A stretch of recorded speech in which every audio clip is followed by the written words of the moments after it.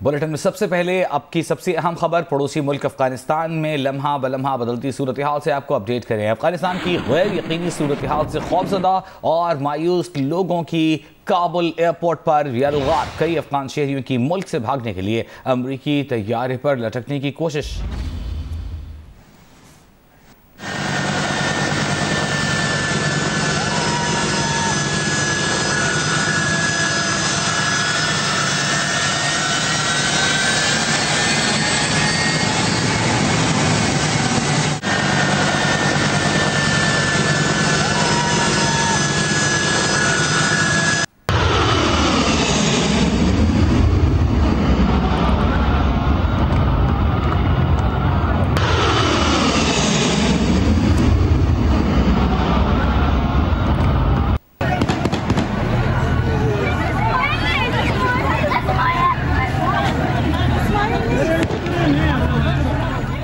बरतानवी media के मुताबिक दौरान परवाज अमरीकी तैयारे से लटकते 3 अफराद गिरकर हलाक हो गए। तैयारे ने उड़ान भरी तो पहिए में घुसे 3 अफराद नीचे गिर गए। अफगानिस्तान छोड़कर बाहर निकलने के लिए लोग बेचैन हैं।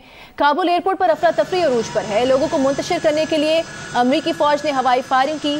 खबर एजेंसी के मुताबिक काबुल एयरपोर्ट पर फायरिंग से 5 अफराद हलाक हो गए। बरतानवी मीडिया के मुताबिक काबुल एयरपोर्ट पर तैनात अमरीकी फौजियों ने हुजूम मुंतशिर करने के लिए हवाई फायरिंग की। यानी शाहिदीन का कहना है कि वाज़ेह नहीं 5 अफराद फायरिंग से हलाक हुए या भगदड़ मचने से। 5 अफराद की लाशों को एक गाड़ी में ले जाया गया। अफरा तफरी के बाद काबुल के एयरपोर्ट को बंद कर दिया गया है। अमरीकी महकमा खारजा का कहना है कि अमरीकी फौज ने काबुल एयरपोर्ट की हदूद को महफूज बना लिया है। काबुल में अमरीकी सफारत खाना मुकम्मल खाली करा लिया गया है। अमरीकी सफारत खाने का तमाम अमला हामिद कारज़ई एयरपोर्ट की हदूद में मौजूद है।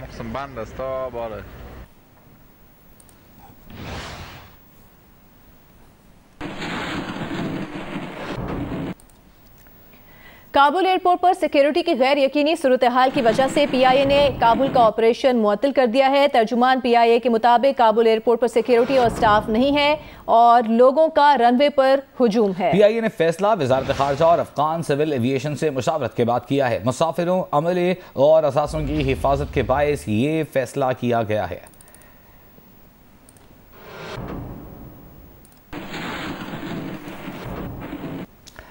तालिबान ने रेडियो काबुल का चार्ज संभाल लिया है। तालिबान रहनुमा अहमद मुत्तकी अपने साथियों के हमरा रेडियो काबुल पहुंच गए हैं।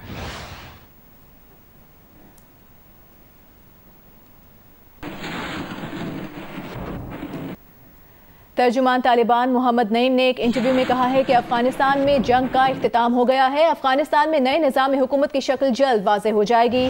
तालिबान तमाम अफगान रहनुमाओं से बातचीत के लिए तैयार हैं। तालिबान हर कदम पर जिम्मेदारी निभाएंगे।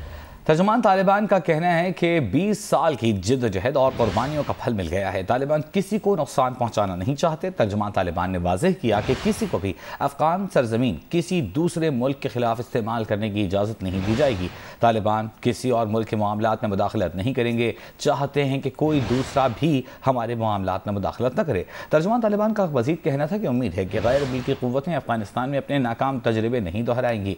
तालिबान आलमी बरादरी के तहफ़्फ़ुज़ात पर बातचीत के लिए तैयार है। तर्जुमान तालिबान मोहम्मद नईम का यह भी कहना था कि तमाम अफगान रहनुमाओं से बातचीत के लिए तैयार हैं और उनके तहफ़्फ़ुज़ की जमानत भी देते हैं। तर्जुमान तालिबान का कहना था कि अशरफ गनी के फरार होने की उम्मीद न थी। अशरफ गनी के करीबी लोगों को भी उनके फरार होने की तवक्को न थी। तर्जुमान तालिबान ने कहा कि ख़वातीन और अक़लियतों के हुकूक और आज़ादी का शरीयत के मुताबिक ख्याल रखा जाए।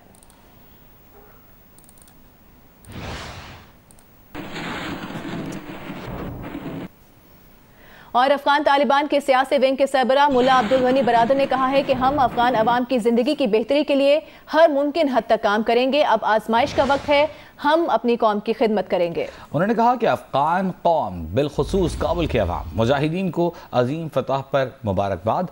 मुल्ला बरादर का कहना था कि इस मुकाम पर पहुंचे हैं जिसकी कभी तवक्को नहीं की थी और अल्लाह की मदद से ये फतह मिली है। उन्होंने कहा ऐसा दुनिया की तारीख में कभी नहीं हुआ।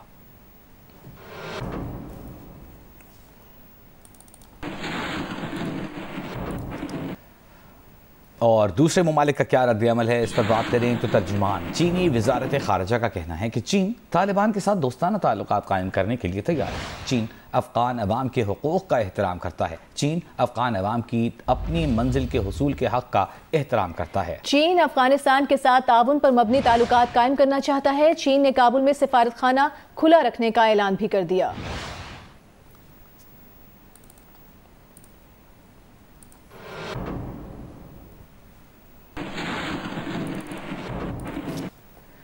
और रूसी मंदूब बराए अफगानिस्तान ज़मीर काबुलोफ ने कहा है कि रूस अफगानिस्तान में तालिबान हुकूमत को तस्लीम करने में जल्दबाजी नहीं करेगा। रूस का अफगानिस्तान में नई इंतजामिया तस्लीम करने का फैसला तालिबान के तर्ज अमल पर मुनहसर है।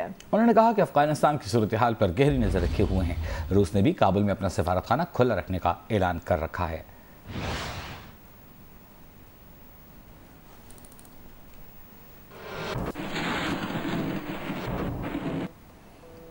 बरतानवी वजीर दिफा बेन वॉलेस ने कहा है कि कुछ लोग अफगानिस्तान से वापस नहीं आ पाएंगे। पीर की सुबह बरतानवी वजीर दिफा बेन वॉलेस रेडियो पर गुफ्तगू करते हुए आपदीदा हो गए।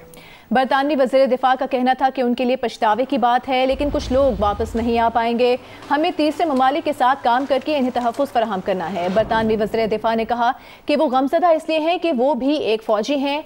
ये एक अफसोसनाक बात है और मग़रिब ने जो करना था वो कर लिया। अब हमारा काम है कि हम अपने फ़राइज़ निभाएं। 20 बरस की कुर्बानियाँ रायगा ना जाने दें।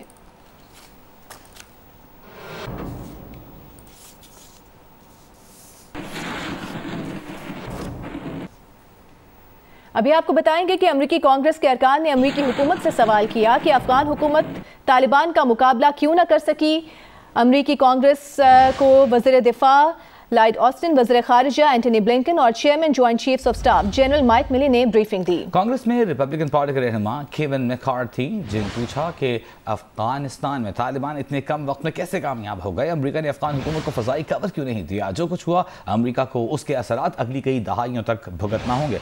मगर वज़ीर दिफा लॉयड ऑस्टिन ने कहा कि इनखला की टाइम लाइन ट्रंप इंतज़ामिया ने तय की थी। अगर तालिबान ने अमरीकी इनखला में मुदाखलत की तो अमरीका के पास फ़ज़ाई हमलों की सलाहियत मौजूद है। किसी भी अमरीकी पर हमले का सख्त जवाब दिया जाएगा। लॉयड ऑस्टिन ने कहा कि अमेरिका काबुल एयरपोर्ट को खुला और महफूज रखना चाहता है। कांग्रेस की स्पीकर नैन्सी पेलोसी ने पूछा कि अशरफ गनी कहाँ हैं।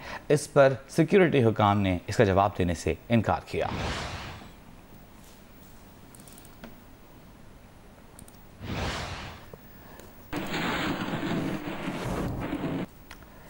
अमेरिका ने 20 बरसों में अफगानिस्तान में एक जदीद फौज खड़ी करने पर 83 अरब डॉलर खर्च किए, जो पाकिस्तानी रुपए में 13,647 अरब रुपए बनते हैं। अमेरिका ने अफगान फौज को जंगी जहाज, हेलीकॉप्टर, ड्रोन तैयारे, बख्तरबंद गाड़ियां, रात को देखने के गूगल्स, सब कुछ दिया।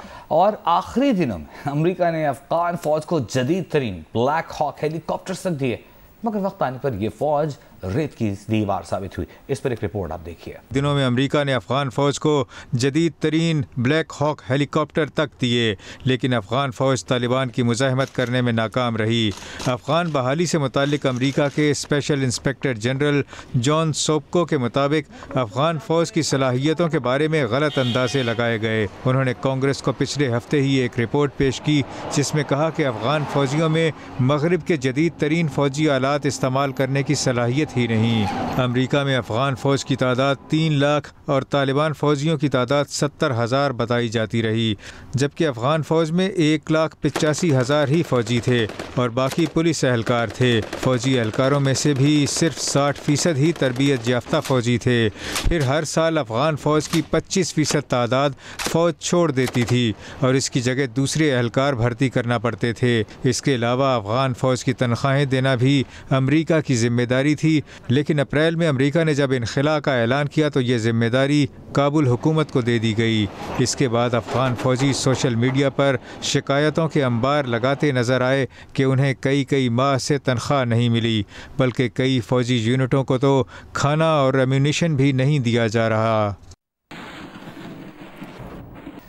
अमेरिकी सदर जो बाइडन एक माह पहले तक पुरएतमाद थे कि अमेरिकी अफवाज के इनखला के बाद तालिबान अफगानिस्तान पर कब्जा नहीं कर सकेंगे। 8 जुलाई को अमेरिकी सदर कहते थे कि अफगान अफवाज तरबियत याफ्ता और मुसल्लह हैं, तालिबान के कब्जे का कोई इम्कान नहीं है।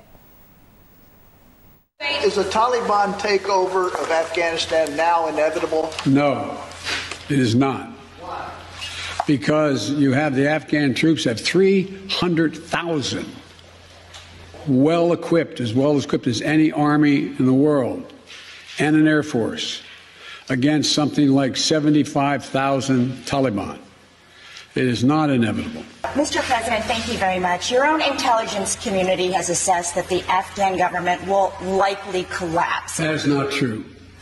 Can you please clarify what they have told you about whether that will happen or not? That is not true. They did not reach that conclusion. So what is the level of confidence that they have that it will not collapse? The Afghan government and leadership has to come together. They clearly have the capacity to sustain the government in place. And do you see any parallels between this withdrawal and what happened in Vietnam with some people feeling... None whatsoever. Zero. What you had entire brigades breaking through the gates of our embassy. 6, if I'm not mistaken. The Taliban is not the North Vietnamese army. They're not remotely comparable in terms of capability. There's going to be no circumstance where you see people being lifted off the roof of a embassy of the United States from Afghanistan. It is not at all comparable. So the question now is, where do they go from here? That the jury is still out. But the likelihood there's going to be the Taliban overrunning everything and owning the whole country is highly unlikely.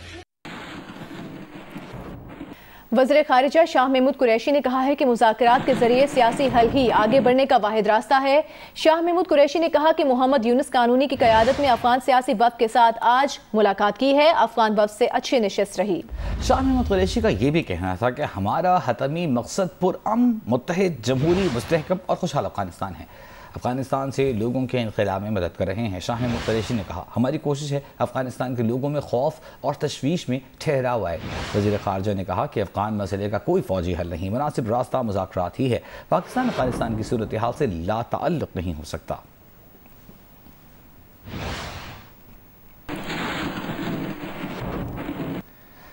Musheer बराए कौमी सलामती मोईद यूसुफ ने बयान किया है कि कहा अफगानिस्तान की सूरत हाल पर नज़र रखे हुए हैं। पाकिस्तान के खिलाफ किसी मुल्क ने कोई बयान नहीं दिया, जो हमारी कामयाबी है। भारत को सांप सूंघ गया है, दिल्ली में मुकम्मल सन्नाटा है। मोईद यूसुफ का कहना है कि काबुल पर तवक्को से बहुत पहले कब्जा हो गया। काबुल में फंसे तमाम ममालिक के शहरियों को वीज़े की सहूलत दे रहे हैं।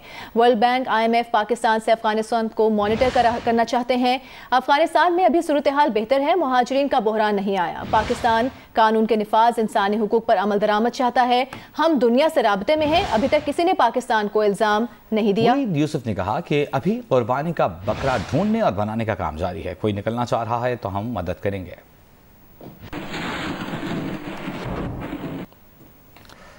और अब यकसान निसाब तालीम का जिक्र। वज़ीर आज़म इमरान खान का कहना है कि माजी के निसाब की वजह से मुआशरा 2 तबकों में तकसीम हो गया। हायर एजुकेशन के लिए अंग्रेज़ी ज़ुबान सीखना बहुत ज़रूरी है, लेकिन हम सिर्फ अंग्रेज़ी ज़ुबान नहीं सीखते बल्कि पूरा कल्चर अपना लेते हैं। इस्लामाबाद में यकसान निसाब तालीम के इजरा की तकरीब से खिताब में वज़ीर आज़म इमरान खान का कहना था कि अफगानिस्तान ने गुलामी की जंजीरें तोड़ दी हैं, लेकिन ज़हनी गुलामी की जंजीरें तोड़ना बहुत ज़रूरी है।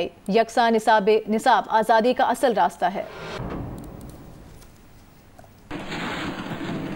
English medium education higher education के लिए बहुत ज़रूरी है, लेकिन बदकिस्मती से जिस तरह हमारा सिस्टम डेवलप हुआ है, इंग्लिश ज़बान नहीं हम सीखते हायर एजुकेशन के लिए, हम पूरा कल्चर ले लेते हैं। जब आप किसी का कल्चर ले लेते हैं तो आप बेसिकली ये कह रहे हैं कि वो कल्चर हमारे से ज़्यादा ऊंचा है। आप एक मुख्तलिफ कल्चर के गुलाम बन जाते हैं। ज़हनी गुलामी की जंजीरें तोड़ना ज़्यादा मुश्किल होता है। जो अभी अफगानिस्तान में गुलामी की जंजीरें तो तोड़ दी उन्होंने, लेकिन जो ज़हनी गुलामी की जंजीरें वो नहीं टूटती। दुनिया में जो ऊपर जाते हैं वो सिर्फ इनोवेशन या ओरिजिनल थिंकिंग जाती है। जब आप इंग्लिश ज़बान का फ़ायदा उठाते हैं तो आपका फिर उनसे रिलेशनशिप स्टूडेंट प्रोफेसर का हो जाता है। स्टूडेंट प्रोफेसर से आगे भी जा सकता है। इंशाअल्लाह जब एक मुल्क के अंदर एक ही करिकुलम होगा और एक तरफ एक डायरेक्शन पे मुल्क जाएगा, हमारे नौजवान जाएंगे, वो है असल आज़ादी का रास्ता। और लाहौर में बैंकिंग जुराइम की अदालत ने मुबैना मालियाती स्कैंडल में शहबाज शरीफ और हमजा शहबाज की अबूरी जमानतों में 4 सितंबर तक तौसीक कर दी। एहतसाब अदालत ने भी शहबाज शरीफ खानदान के खिलाफ 3 मुख्तलिफ रेफरेंसेस पर समाअत 16 सितंबर तक मुलतवी कर दी। देखिए शाहिद हुसैन की रिपोर्ट। अबूरी जमानत खत्म होने पर मुस्लिम लीग नून के रहनुमा शहबाज शरीफ और हमजा शहबाज बैंकिंग जुराइम की अदालत में पेश हुए। लीग के रहनुमाओं के वकील अमजद परवेज की जानिब से इल्तवा के लिए तहरीर दरख्वास्त दी गई, जिस पर अदालत ने केस की समाअत 4 सितंबर तक मुलतवी कर दी। लीगी रहनुमाओं की पेशी के मौका पर वकला और कारकुनों का पुलिस से झगड़ा भी होता रहा।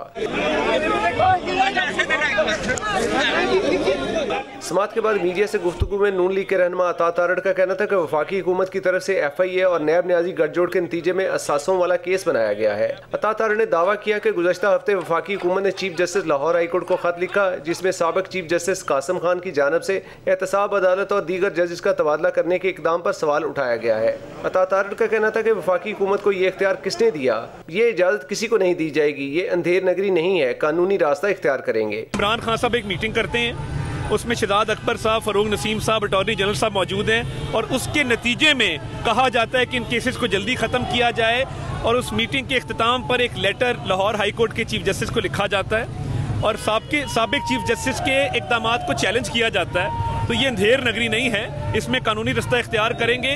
दूसरी जानब एहतसाब अदालत में शहबाज शरीफ खानदान के खिलाफ money laundering, Ramzan sugar mills और आशियाना रेफरेंस पर समाअत हुई। शहबाज शरीफ के वकील की इस्तदा पर अदालत ने समाअत 16 सितंबर तक मुलतवी कर दी। कैमरामैन मोहम्मद रेहान, सफदर अली, बदर मुनीर और रिपोर्टर उस्मान अहमद भट्टी के साथ शाहिद हुसैन, जियो न्यूज़ लाहौर।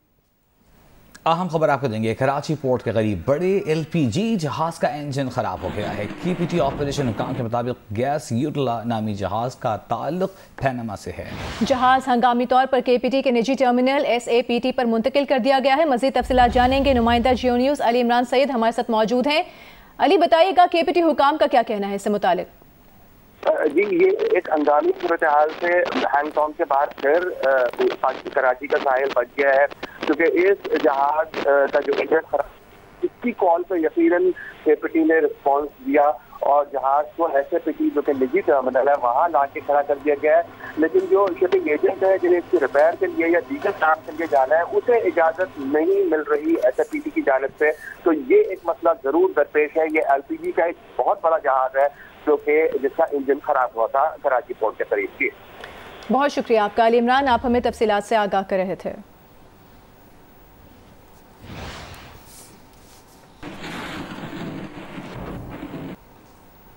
मीडिया तंजीमों की मुश्तरका कमेटी ने मुतफ़िका तौर पर पाकिस्तान मीडिया डेवलपमेंट अथॉरिटी के क़याम को मुस्तरद कर दिया है। APNS, CPNE, PFUJ और एमिन पर मुश्तमिल मुश्तरका कमेटी की जानिब से जारी बयान में कहा गया है कि वजारत इत्तलात और मीडिया तंजीमों की हालिया मीटिंग के फैलाए गए मिनट्स गुमराहकुन हैं।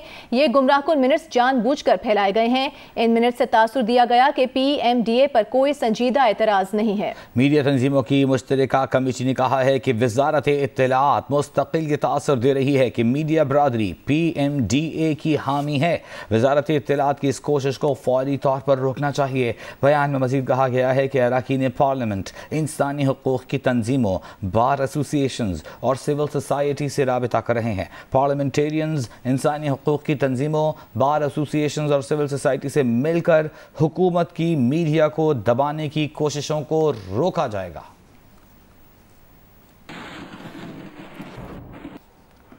अफगानिस्तान में अमेरिका की शिकस्त से अमन आ सकता है, ये कहना है नौमुंतखब ईरानी सदर इब्राहिम रईसी का। अफगानिस्तान से अमरीकी इनखला और शिकस्त से मुल्क में पायदार अमन का मौका पैदा हुआ है। ईरानी सदर ने कहा कि अफगान शहरियों की सलामती, इस्तेहकाम और फलाह के हुकूक का तहफ़्फ़ुज़ होना चाहिए। उनका कहना था अफगानिस्तान में इस्तेहकाम कायम करने के लिए ईरान कोशिश करेगा। ईरान तमाम अफगान ग्रुपों से मुतालबा करता है कि कौमी इत्तेफाक पैदा करें। ईरान की साबिक सदर हामिद कारज़ाई के इक़्तिदार की अबूरी मुंतकली के मुजवज़ा मंसूबे की हिमायत भी सामने आई है।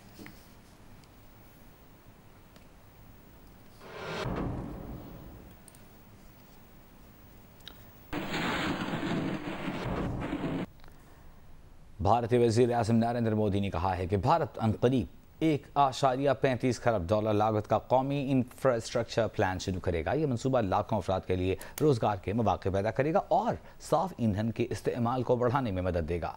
नई दिल्ली में तकरीर के खिताब के दौरान भारतीय वज़ीर आज़म का कहना था कि ये इंफ्रास्ट्रक्चर प्रोग्राम सनअतों की पैदावारी सलाहियत को बढ़ाने और मईशत को फ़रोग़ देने में मदद देगा। अगरचे भारतीय वज़ीर आज़म ने मनसूबे की तफसीलात का ऐलान नहीं किया, ताहम उनका कहना था कि ये मनसूबा मकामी सनअतकारों को आलमी सतह पर मुकाबला करने और मुस्तक़बिल की मुआशी तरक्की की नई राहें पैदा करने में मदद देगा। गुज़िश्ता माली साल में भारत की पैदावार में रिकॉर्ड 7.3% कमी आई।